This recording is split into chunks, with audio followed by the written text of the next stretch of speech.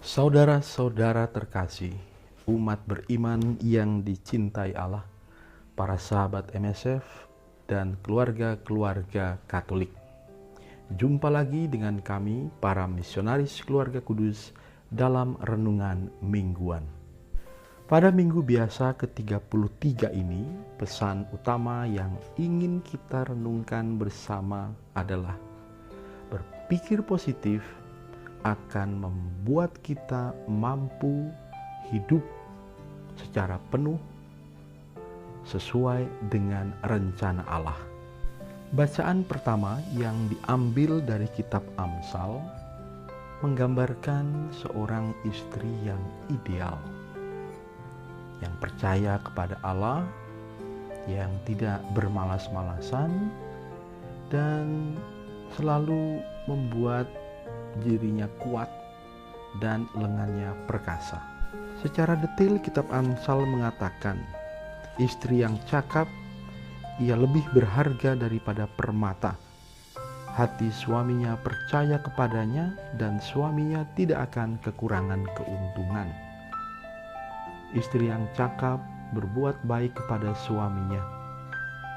Kemolekan adalah bohong dan kecantikan adalah sia-sia. Tetapi istri yang takut akan Tuhan dipuji-puji. Nah, semua kualitas ini menunjukkan seorang pribadi yang memiliki dorongan positif dalam hidupnya. Percaya kepada Allah tentu memberikan kepada kita keyakinan yang kuat. Tidak bermalas-malasan, artinya kita senantiasa melakukan apa yang ingin Tuhan kehendaki atas diri kita. Menjaga dirinya dengan kekuatan berarti selalu memperlengkapi diri dengan hal-hal yang bersifat rohani, mental, dan kesehatan fisik agar mampu menjalankan kewajiban yang diberikan.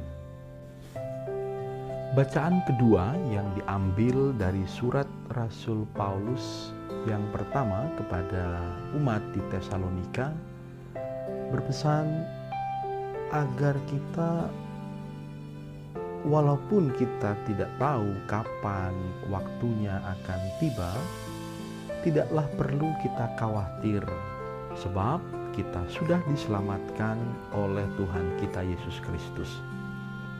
Santo Paulus juga berpesan, sebab itu janganlah kita tidur seperti orang-orang lain, tetapi berjaga-jaga dan sadarlah. Nah, sikap berjaga-jaga dan sadar ini adalah salah satu kualitas yang ada dalam sikap untuk senantiasa berpikir positif. Dalam bacaan Injil yang menjadi pusat refleksi kita, renungan kita minggu ini, Tuhan Yesus memberikan perumpamaan yang sangat indah tentang berpikir positif melalui perumpamaan tentang talenta. Tuan tersebut memberikan kepada 3 hambanya jumlah uang yang berbeda-beda sesuai dengan kemampuan mereka masing-masing.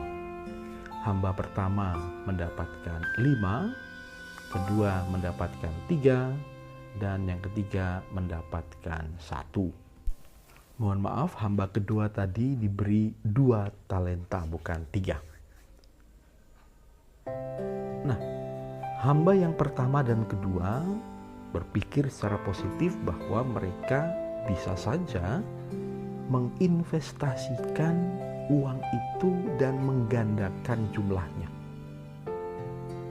Sementara hamba ketiga justru berpikir sebaliknya secara negatif. Dan dia membiarkan ketakutan menguasai dirinya dan juga menguasai keputusannya. Nah, sikap yang berbeda ini ternyata memberi hasil akhir yang sungguh-sungguh jauh berbeda.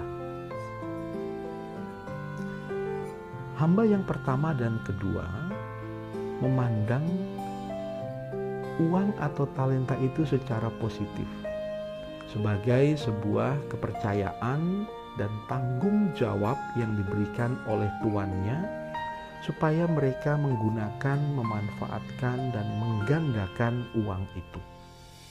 Dan tentu kita lihat dalam bacaan Injil, tuan tersebut sangat senang dengan kedua hamba yang pertama tadi.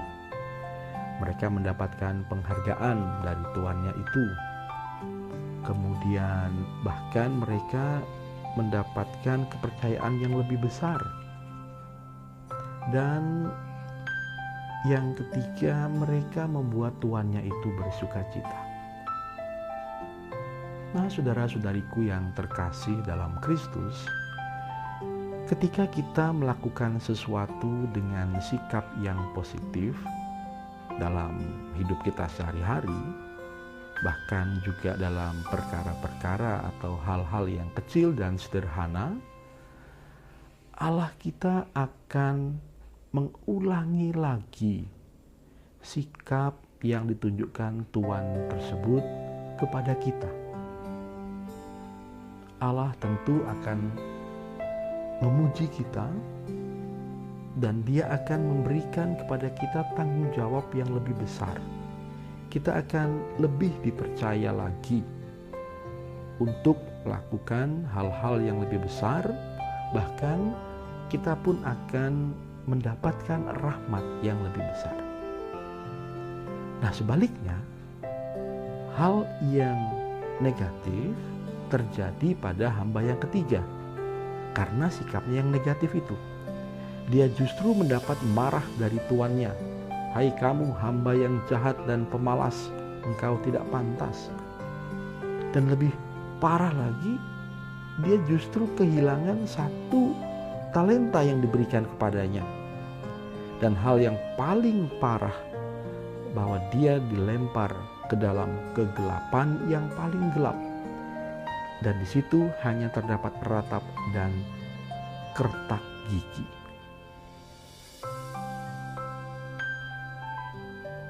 Nah, saudara-saudariku yang terkasih, dari perumpamaan ini kita bisa melihat bahwa berpikir positif akan melahirkan sikap atau perilaku yang positif pula, dan akhirnya nanti hasil yang positif.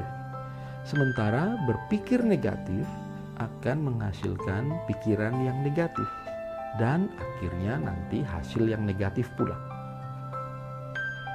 Istri bijaksana yang diuraikan dalam bacaan pertama tadi, berpikir positif, melakukan hal-hal positif, dan menghasilkan hal-hal positif. Santo Paulus dalam bacaan kedua mengingatkan kita untuk berjaga-jaga dan waspada.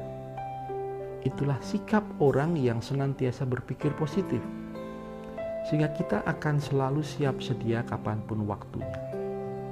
Dan bacaan Injil dengan lebih jelas menggambarkan dalam perumpamaan itu mengenai keutamaan berpikir positif. Saudara-saudariku yang terkasih, para sahabat MSF dan keluarga-keluarga Katolik, apakah Anda sekalian berpikir secara positif atau justru secara negatif? Saya akan memberikan beberapa tips atau beberapa usulan bagi kita semua agar kita senantiasa berpikir positif dalam segala situasi. Yang pertama, Kitab Suci mengajarkan cara sederhana untuk selalu berpikir dan bersikap positif. Dalam suratnya kepada umat di Filipi, bab 4 ayat 13, Paulus mengatakan, "Aku dapat melakukan segala hal dalam Kristus yang telah memberikan kekuatan kepadaku." Kapanpun ketika kita merasa berpikir secara negatif bahwa saya tidak bisa ini, saya tidak bisa itu, saya tidak mampu ini, saya tidak mampu itu, orang lain lebih pandai, orang lain lebih pintar, orang lain lebih cantik, orang lain lebih ganteng. Berkatalah dalam diri kita masing-masing. Seperti Santo Paulus tadi, bahwa aku dapat melakukan segala hal dalam Kristus yang telah memberiku kekuatan. Itu tips yang pertama atau usul yang pertama. Sekarang usulan yang kedua. Kita ingat kisah ketika Petrus dan para murid lain melihat Yesus berjalan di atas air. Petrus lalu berkata, "Tuhan, aku pun juga ingin bisa jalan di atas air." Yesus lalu memanggil Petrus dan Petrus pun akhirnya berjalan di atas air. Murid-murid lain mungkin juga ingin bisa melakukan seperti yang dilakukan Petrus. Tetapi ada sesuatu yang menghalangi mereka. Sementara Petrus, karena dia melihat ada Yesus di situ, dia dengan yakin meminta kepada Yesus agar ia juga bisa berjalan di atas air. Dan ternyata Petrus bisa berjalan di atas air. Oleh karena itu, daripada kita membuang-buang waktu memikirkan bahwa ya saya tidak bisa, orang lain bisa, ya dia kan bisa karena punya kemampuan ini, ya dia kan bisa karena Allah memberi dia kemampuan itu. Stop berpikir seperti itu. Ayunkan langkah pertama dalam iman yang besar dan mulailah sekarang. Kalau orang lain bisa, Anda pun juga bisa. Masih menyambung Petrus tadi. Ketika dia akhirnya berjalan di atas air menuju Yesus, tapi karena gelombang yang begitu besar, dia menjadi takut dan pelan-pelan dia mulai tenggelam. Tapi Yesus lalu menariknya keluar dari air. Kita juga sama. Ketika kita berani mengayunkan langkah yang pertama, ketika kita berani berinisiatif karena iman kita kepada Kristus, walaupun kita mengalami kegagalan-kegagalan, Allah siap sedia untuk mengangkat kita lagi. Jadi jangan khawatir. Mulailah sekarang dalam nama Kristus. Usulan yang ketiga untuk selalu berpikir positif adalah begini. Ketakutan akan melahirkan pikiran negatif. Pikiran negatif akan melahirkan perilaku yang negatif. Misalnya apa? Kemalasan. Dan kembali lagi, kemalasan lalu melahirkan ketakutan. Oleh karena itu, hal pertama yang harus dilakukan adalah mulailah melakukan sesuatu, kalahkanlah kemalasan. Dan ketika Anda bisa melakukan itu, maka pikiran-pikiran negatif atau ketakutan-ketakutan itu juga pelan-pelan akan hilang. Nah, saudara-saudariku terkasih, umat beriman yang disayangi Allah, para sahabat MSF dan juga keluarga-keluarga Katolik, mari hari ini dan seterusnya kita mulai berpikir positif. Seperti hamba yang pertama dan kedua, juga seperti istri bijaksana yang dipuji dalam bacaan pertama, dan seperti sikap Paulus dalam bacaan kedua, kita berpikir positif bahwa Allah senantiasa hadir dalam hidup kita dan memperlengkapi kita dengan segala sesuatu yang kita perlukan untuk melakukan hal-hal besar. Ketika kita bisa dipercaya dalam hal-hal yang kecil, kita pun juga layak dipercaya untuk hal-hal yang besar. Semoga Roh Kudus dan doa-doa Ibu Maria dan Bapak Yosef senantiasa membantu kita semua. Selamat berhari Minggu dan salam untuk seluruh keluarga. Tuhan memberkati. Amin.